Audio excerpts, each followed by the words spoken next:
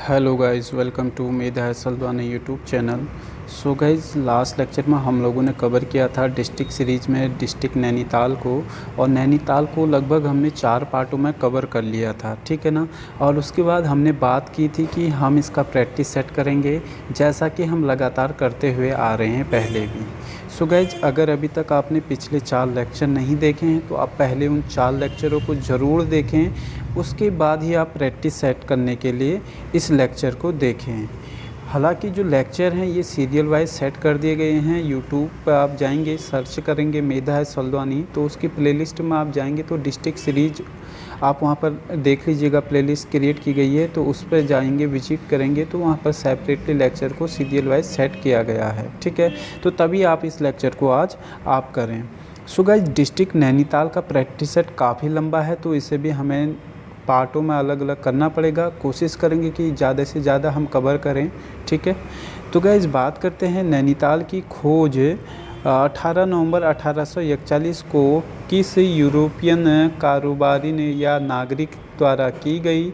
A option है guys P Barron, B है Motiram Shah, C है इरिस्काइन, ये अंग्रेज़ कमिश्नर हैं, और doctor middle mist. So guys, हमारा आंसर होगा यहाँ पर ए, पी बैरन ने नैनीताल की खोज की थी 1841 में। 18 नवंबर 1841 को पी बैरन द्वारा ये खोजा गया था, ठीक है ना। अब जो 2021 का नवंबर आएगा ना, 181वीं वर्षगांठ यहाँ पर मनाई जाएगी नैनीताल की। आगे अगला क्वेश्चन है गाइज, माँ नैना देवी मंदिर का निर्माण 1842 में किया गया, किसके द्वारा किया गया।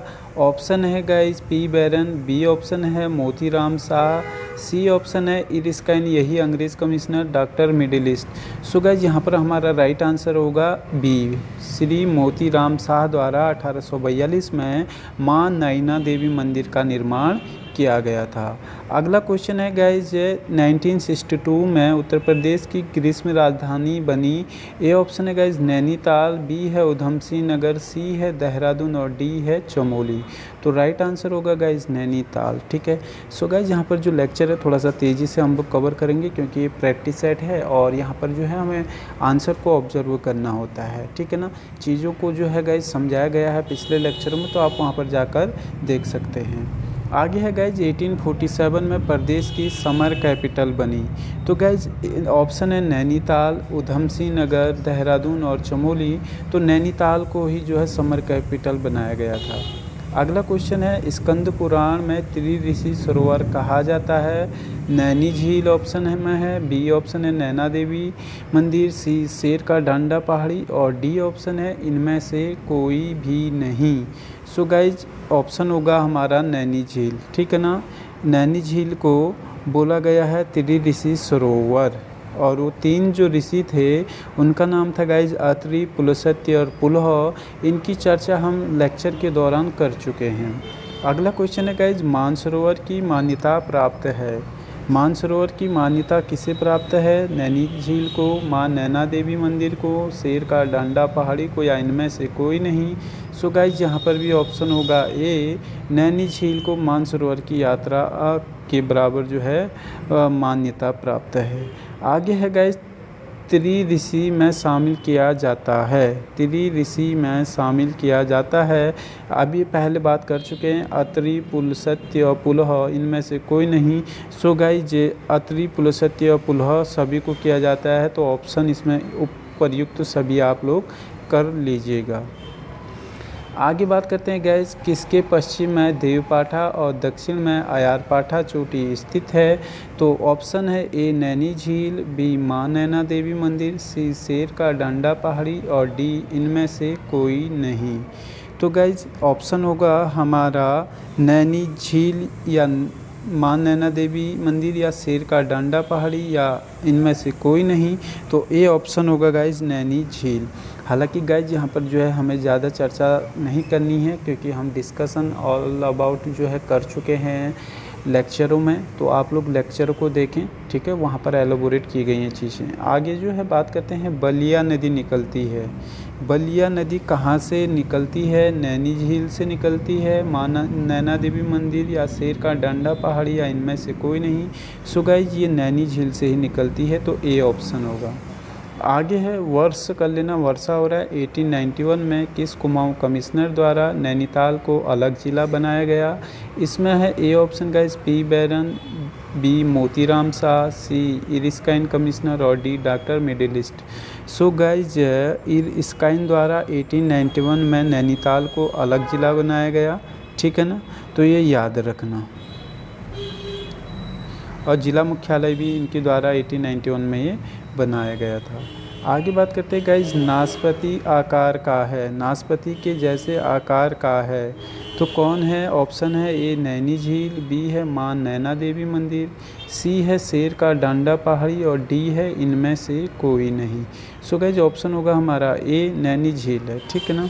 आगे है गाइज अगला 1896 में हिल स्टेशन बना, ही हो रहा है हिल कर लेना गाइज इसे, तो हिल स्टेशन बना। ए ऑप्शन है नैनीताल, बी है उधम सिंह नगर, सी देहरादून और डी चमोली। तो गाइज ए ऑप्शन होगा राइट आंसर नैनीताल। अगला क्वेश्चन है गाइज उत्तराखंड में आपदा प्रबंधन की शुरुआत 18 सितंबर 1888 को कहाँ से हुई। तो ए नैनीताल, बी उधम सिंह नगर, सी देहरादून और डी चमोली। तो गाइज ये नैनीताल से हुई थी, ठीक है ना। शेर का डांडा में जो है भूस्खलन हुआ था जिसमें 121 अंग्रेज मारे गए थे।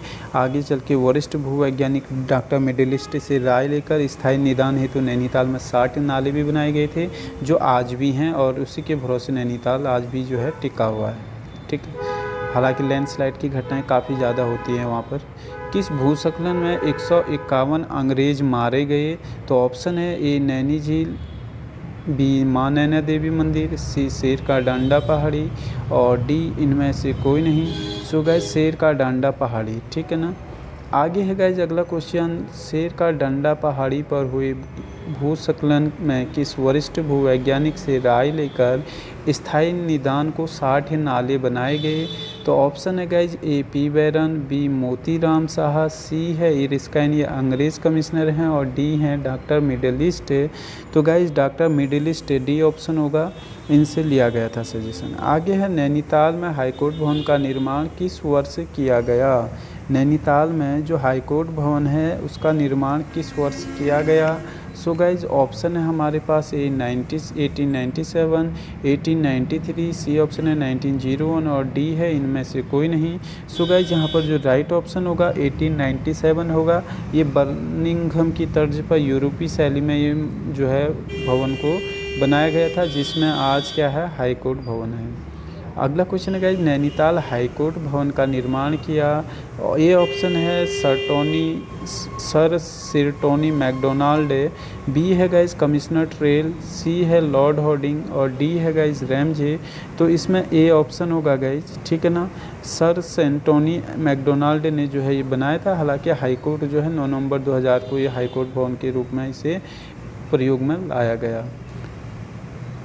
अगला क्वेश्चन है गाइज किस ज़िले के उत्तर में अल्मोड़ा स्थित है। So guys Nainital A option, B option Udham Singh Nagar, C Dehradun और डी चमोली। तो अल्मोड़ा ज़िला जो है उत्तर में है नैनीताल ज़िले के, ठीक है ना। अगला क्वेश्चन है किस ज़िले की सीमा पश्चिम में उत्तर प्रदेश से मिलती है। ऑप्शन है नैनीताल, उधम सिंह नगर, देहरादून और चमोली। सो गाइज ऑप्शन का जो हमारा आंसर होगा वो होगा नैनीताल, ठीक है। गाइज ये सारे क्वेश्चन हम लोग लेक्चर में कवर किए हुए हैं। अगर आपने लेक्चर देखा है तो आपके लिए बहुत आसान है आंसर देना। आगे है गाइज किस ज़िले की सीमा पूर्व में चंपावत से मिलती है। ए है नैनीताल, बी है उधम सिंह नगर, सी है देहरादून और डी है चमोली। तो गाइज यहाँ पर हमें पूर्व में चंपावत से मिलती है बोला है तो ए ऑप्शन होगा नैनीताल, ठीक है। इसके अलावा किस ज़िले की सीमा दक्षिण में उधम सिंह नगर से मिलती है। तो गाइज दक्षिण में भी नैनीताल ऑप्शन सही होगा क्योंकि उधम सिंह नगर से इसकी सीमा मिलती है। सो गाइज इस तरीके से हमने वहाँ पर कवर किया था लेक्चर में कि नैनीताल की जो सीमा है पूर्व में चंपावत से, पश्चिम में उत्तर प्रदेश से, उत्तर में अल्मोड़ा से और दक्षिण में उधम सिंह नगर से इसकी सीमाएं मिलती हैं करके, ठीक है ना। आगे गाइज कुल क्षेत्रफल 4251 वर्ग किलोमीटर के साथ राज्य का 5वां बड़ा ज़िला कौन सा है। तो गाइज नैनीताल है, ठीक है ना, नैनीताल है। और कुल क्षेत्रफल का 71.55% भाग जो है इसका वन क्षेत्रफल है। कहीं कहीं पर आपको 70 भी मिलेगा, तो ऑप्शन है गाइज ये नैनीताल। ठीक है, नैनीताल में ही हमने कवर किया था। अगर लेक्चर कवर किया हुआ है तो बहुत आसान रहने वाला है आप लोगों के लिए ये प्रैक्टिस सेट। आगे बात करते हैं गाइज, राज्य का सर्वाधिक सघन वन क्षेत्र वाला ज़िला, तो इसमें ए ऑप्शन है नैनीताल, बी है उधम सिंह नगर, सी देहरादून और डी चमोली। सो गाइज यहाँ पर राइट आंसर होगा ए नैनीताल। आगे अगला जो क्वेश्चन है गाइज, राज्य की कुल जनसंख्या का 9.47% के साथ चौथा बड़ा ज़िला, तो गाइज ए है ऑप्शन में नैनीताल, बी है उधम सिंह नगर, सी देहरादून और डी चमोली। तो गाइज इसमें जो है आपका कुल जनसंख्या तो यहाँ पर है, हमने बात की थी 9.47 की, ठीक है ना, 9,54,605 कुछ ये डाटा है। चौथा बड़ा ज़िला ये है, तो ए ऑप्शन होगा नैनीताल। आगे बात करते हैं, दशकीय वृद्धि दर 25.13% के साथ राज्य का चौथा बड़ा ज़िला, तो दशकीय वृद्धि दर में भी ए ऑप्शन नैनीताल ही है, बी उधम सिंह नगर, सी देहरादून और डी चमोली। तो गाइज यहाँ पर राइट आंसर होगा हमारा ए और नैनीताल ये आंसर होगा। इसके बाद गाइज बात करते हैं, जनघनत्व 225 के साथ राज्य का चौथा बड़ा ज़िला है। सो गाइज जनघनत्व मामले में राज्य का चौथा ज़िला नैनीताल, उधम सिंह नगर, देहरादून और चमोली, तो नैनीताल ही इसका ए ऑप्शन राइट होगा। अगला क्वेश्चन है गाइज, कुल साक्षरता 83.88% के साथ राज्य का दूसरा सबसे बड़ा ज़िला कौन सा है? तो गाइज इसमें नैनीताल, उधम सिंह नगर, देहरादून और चमोली, तो ए ऑप्शन होगा हमारा नैनीताल। ठीक है ना। सो गाइज ये डाटा आपको याद करना पड़ेगा, डाटा आपके एग्ज़ाम पॉइंट ऑफ व्यू से काफ़ी इम्पोर्टेंट है। आगे बात करते हैं गाइज, पुरुष साक्षरता 90.7% के साथ 8वें स्थान पर जो ज़िला है राज्य में, वो कौन सा है? तो गाइज ये है आपका नैनीताल ऑप्शन में, ए, बी में उधम सिंह नगर, सी में देहरादून और डी में चमोली, तो नैनीताल राइट आंसर होगा। अगला क्वेश्चन है गाइज, महिला साक्षरता 77.29% के साथ दूसरा बड़ा ज़िला, तो गाइज ये है नैनीताल, उधम सिंह नगर, देहरादून और चमोली, तो नैनीताल राइट आंसर होगा। ठीक है ना। अगला जो क्वेश्चन है गाइस, सर्वाधिक अनुसूचित जाति के लोग जो साक्षर हैं किस ज़िले में हैं? ए ऑप्शन है गाइस नैनीताल, बी उधम सिंह नगर, सी देहरादून और डी चमोली, तो नैनीताल में ही सर्वाधिक 80 लोग क्या हैं साक्षर हैं। लिंगानुपात 934 के साथ 10वें स्थान पर कौन सा ज़िला है? तो गाइज लिंगानुपात मामले में 10वें स्थान पर 934 जो लिंगानुपात है, नैनीताल, उधम सिंह नगर तो है नहीं, देहरादून या चमोली, तो नैनीताल राइट आंसर होगा। अगला क्वेश्चन है गाइज, नैनीताल ज़िले की कुल कितनी विधानसभा सीटें हैं? ऑप्शन है गाइज ए 6, बी 4 और सी 3 और डी 8।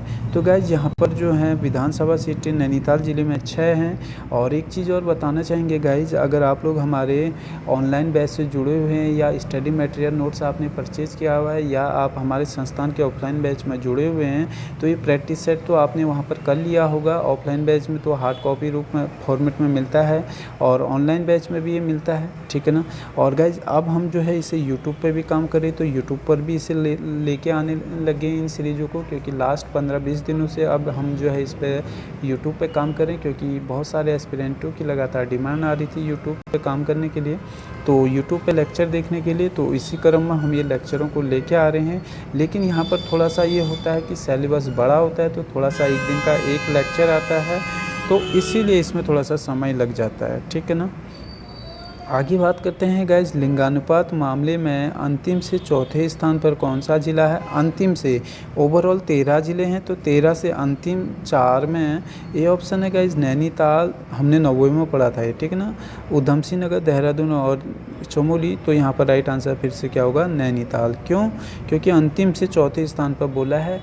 सो गाइज आपको हमने पहले भी बताया है लेक्चरों में कि आपको उत्तराखंड के टॉप 5 ऊपर से और टॉप 5 नीचे से आपको याद रखने ही पड़ेंगे। ठीक है ना। और जहाँ तक उत्तराखंड का मैटर है, उत्तराखंड की परीक्षा अगर आप दे रहे हैं तो इतनी बातें आप अमल में ज़रूर लाएं। अगला जो क्वेश्चन है गाइस, कालाढूंगी और लाल कुआं विधानसभा किस ज़िले के अंतर्गत हैं? क्योंकि गाइज जो 6 विधानसभा सीटें हैं, इसमें नैनीताल में एक नैनीताल हो गया, दूसरा हल्द्वानी हो गया, तीसरा कालाढूंगी, रामनगर चौथा, भीमताल और लाल कुआं पाँचवा छठा, ये 6 विधानसभा सीटें जो हैं नैनीताल ज़िले की हैं। तो यहाँ पर कालाढूंगी और लाल कुआं की बात आ रही है, तो ये भी ज़िला नैनीताल में ही होंगी। अगला है हल्द्वानी और भीमताल विधानसभा सीटें अंतर्गत हैं, तो नैनीताल ज़िले के अंतर्गत है। रामनगर विधानसभा सीट भी नैनीताल के अंतर्गत है। हालांकि जब लोकसभा इलेक्शन होते हैं तो इसका जो है विधानसभा सीट जो है पौड़ी विधानसभा सीट से ये मर्ज हो जाती है। अगर ये बातें आपको पता नहीं हैं तो आप हमारे जो है ज्योग्राफी के लेक्चर देखिए, वहाँ पर ये बातें बताई गई हैं। आगे है गाइज नैनीताल ज़िले में तहसीलों की संख्या है। ओवरऑल गाइज यहाँ पर जो तहसीलों की संख्या है वो टोटल ए ऑप्शन में है 9, बी में है 8, सी में 3 और डी में 1, तो 9 तहसीलें हैं नैनीताल ज़िले में, ठीक है ना। आगे बात करते हैं अगला क्वेश्चन कि नैनीताल ज़िले में उप तहसीलों की संख्या है, तो यहाँ पर टोटल ओवरऑल ए ऑप्शन है 9, बी है 8, सी है 3 और डी 1, तो गाइज डी ऑप्शन सही है, एक यहाँ पर उप तहसील है। इसके अलावा गाइज रामगढ़ जो उप तहसील है किसके अंतर्गत है, ऑब्वियसली बात है नैनीताल के अंतर्गत होगी, क्योंकि हम पहले इसे कवर कर चुके हैं। इसके बाद बात करते हैं गाइज बेताल घाट जो तहसील है, बेताल घाट तहसील किस ज़िले के अंतर्गत है, तो बेताल घाट तहसील नैनीताल, उधमसिंह नगर, देहरादून या चमोली, तो गाइज ये नैनीताल ज़िले के अंतर्गत है। आगे है धारी, खननशिव, कोशिया कुटेली तहसीलें अंतर्गत हैं। नैनीताल, उधमसिंह नगर, देहरादून या चमोली, तो नैनीताल के अंतर्गत ही ये आती हैं। आगे बात करते हैं गाइज नैनीताल ज़िले में विकास खंडों की संख्या है।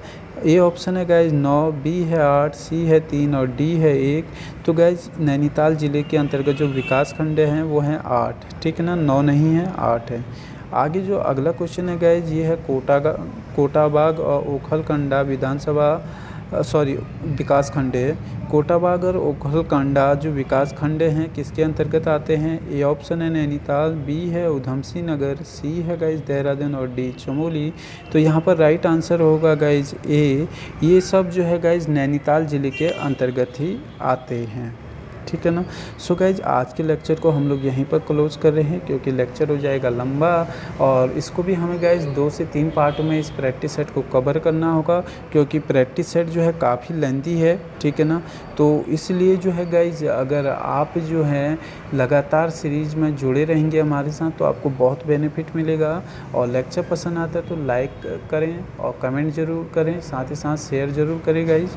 और मिलते हैं अगले नए लेक्चर में नए टॉपिक के साथ। Thank you guys.